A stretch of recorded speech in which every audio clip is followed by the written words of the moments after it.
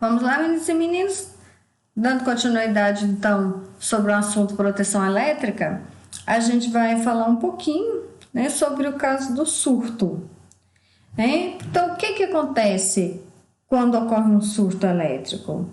O que a gente pode utilizar para evitar que esse surto danifique os nossos equipamentos? Né? Então, primeira coisa que vem na cabeça da gente quando a gente pensa em proteção, disjuntor. Só que a gente já viu que o disjuntor ele protege a instalação contra a sobrecarga e contra o curto-circuito, mas não vai proteger no caso de surto elétrico. Tem também o dispositivo diferencial residual. Então, a gente viu que ele protege a instalação contra fuga. Se alguém estiver tomando choque também, o sistema enxerga como fuga, então ele vai atuar. Mas ele não protege contra o surto elétrico. Eu já vi muita gente falar assim, não, bota um filtro de linha que tudo resolve. Queima ali um fuzilzinho e pronto, acabou. Gente, filtro de linha, ele apenas diminui o ruído causado por interferências. A função do filtro de linha é diminuir esse ruído. Ele não vai proteger contra o surto elétrico, tá? Vai sair torrando tudo.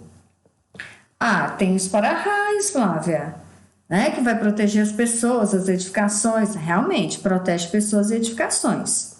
Mas não vai proteger os equipamentos contra o surto.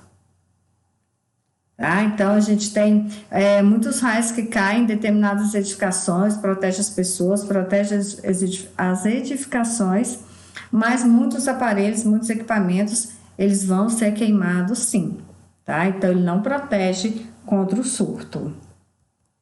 A gente tem o estabilizador. O estabilizador, gente, também não vai proteger contra o surto, porque a função dele é corrigir a tensão da rede elétrica.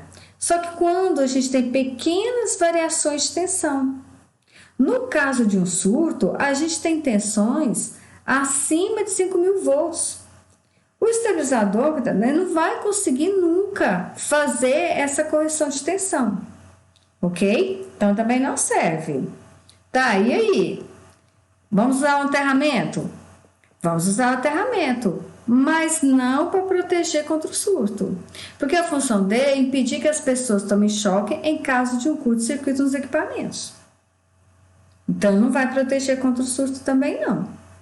Então não adianta nós usar todos esses equipamentos? Adianta sim, a gente tem que usar todos esses equipamentos porque todos eles têm a sua função dentro da proteção elétrica, cada qual da sua forma, ok? Então, a utilização de um não impede e nem retira a utilização do outro. Pelo contrário, vão se complementando, tornando a sua instalação cada vez mais segura, ok? Então, se olhar lá na NBR 5410, que é referenciada na NR10, que fala sobre proteção em instalações elétricas, tá? No item 6.3.5, a NBR 5410, ela fala sobre os dispositivos de proteção contra surto, que são os DPS, ok? E lá está assim, que trata da seleção e instalação de dispositivos destinados a prover proteção contra sobretensões transitórias nas instalações de edificações, cobrindo tanto, no caso das linhas de energia, quanto as linhas de sinal. Então, caiu o surto ali, os DPS vão agir na proteção, tá? Então, o que a gente pode resumir como dispositivos contra surto? Então, que ele protege os circuitos de alimentação internos nas instalações ou equipamentos utilizados, de sobrecarga provocada pelo surto atmosférico, no caso os raios, né? Com pulsos de tensão elevados, descarregando diretamente na terra por meio dos condutores de aterramento existentes. Então, mais uma vez, um complementando o outro e um necessita do outro até mesmo para funcionamento, tá? Que no caso a gente tem um aterramento aqui que a gente chama de aterramento funcional. Para o nosso dispositivo contra surto, nosso DPS funcionar, precisa de um aterramento. Senão, não adianta. Esse dispositivo de proteção contra surto atmosférico, que são os DPS, é, portanto, a solução ideal para se prevenir contra sobrecargas elétricas. Funciona como um disjuntor, né? Que pode ser instalado ou no quadro geral de distribuição ou entre os equipamentos e a tomada de energia, nesse caso individual. Então, a gente pode ter um geralzão que vai estar ali do lado do disjuntor, tá? No quadro, e vai estar antes do dispositivo do DR. E a gente pode ter também o DPS, um para cada circuito. E a gente pode ter também um que você pode ligar na tomada e conecta o seu aparelho ali, pluga seu aparelho nesse DPS, que vai estar ligado na tomada. Lembrando que, se você não tiver aterramento, não resolve nada, tá? Flávia, qual que é melhor? Qual que é o mais ideal? Vai depender do que você quer proteger. Tá? Então, tem algumas funções que a gente vai ver daqui a pouquinho, que é a norma ANBS 5410 estabelece que a gente precisa proteger. Só que a gente tem que lembrar o seguinte, quando a gente usa só o geral, qualquer problema que a gente tiver em uma parte, ele vai desarmar. Quando ele desarmar, tudo desliga. Agora, se vier e passar por apenas um circuito e desarmar daquele do circuito, o restante está funcionando. Então, são alguns detalhes que você às vezes precisa pensar, tá? Então, a gente tem vários tipos, tá?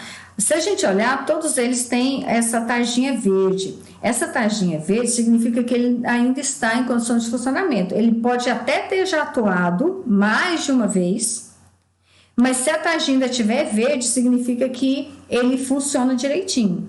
O dia que essa tarjinha estiver vermelha, você tem que substituir, tá? Então, já tem até um sisteminha ali para indicar que ele precisa ser substituído, tá? Esse aqui é o que a gente utiliza para as tomadas. Isso aqui é tipo um filtro de linha. Então, você liga vários equipamentos aqui para ajudar na proteção contra o surto, ok?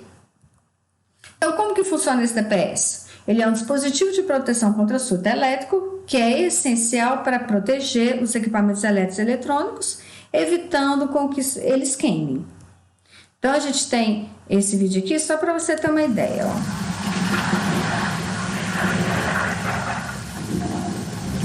Então, como eu estou tendo uma tempestade, caindo vários raios, né? Então, se cair um raio na rede, ele vai vir esse surto e ele vai vir pela sua instalação elétrica. E o que vai acontecer se você não tiver uma proteção? Queima, né? Vai sair queimando todos os seus aparelhos eletroeletrônicos. Agora, se você tiver com a utilização do DPS, que você pode instalar lá no seu quadro de distribuição. Então, vamos supor, nesse caso aí, ó, a gente tem dois, um para cada fase. Então, veio o surto, passou pelo DPS e voltou ali pela parte do aterramento. Então, é assim que ele funciona. Ele pega o surto e manda de volta. Ok? Então, quando o surto acontece na rede, a tensão é extremamente alta, como a tensão tentando ao infinito, passando pelo DPS, sua resistência tende a zero. Assim, oferecendo caminho com menor oposição, né, à passagem de corrente elétrica, escoando toda essa energia pelo sistema de aterramento. É dessa forma que o varistor atua dentro do dispositivo de proteção. Ok? É importante entender que o DPS desvia o surto elétrico para o sistema de aterramento. Esse desvio ocorre com uma velocidade muito rápida, em uma fração de segundos. Dessa forma, o disjuntor não é acionado, pois o tempo não é suficiente para detectar esta fuga pelo sistema de aterramento. Por isso, o DPS só funciona com fase conectado de um terminal interconectado ao outro, ok? Quando o DPS é acionado, ele fecha um curto entre fase e terra, porém, este período de tempo é extremamente curto, Portanto, de forma alguma, este curto causado pelo dispositivo de proteção ocasiona algum dano à sua instalação. Chegou nele, manda de volta, vai lá pelo sistema de aterramento, tá? Então, como que a gente instala o DPS?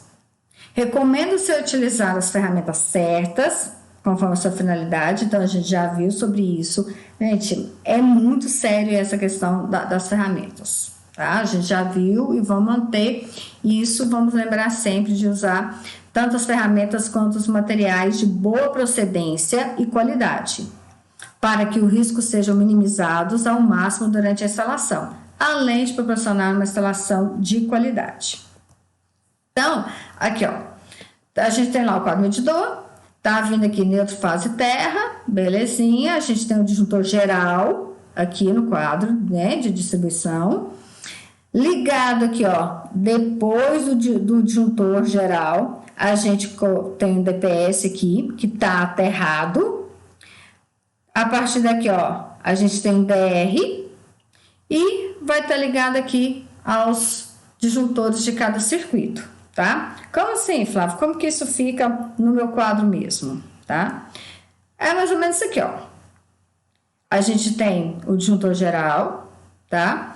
A gente, ligado aqui, tem os DPS, um para cada, e depois vem o DR, e dali vai passar para o sistema, desse jeito aqui, ó.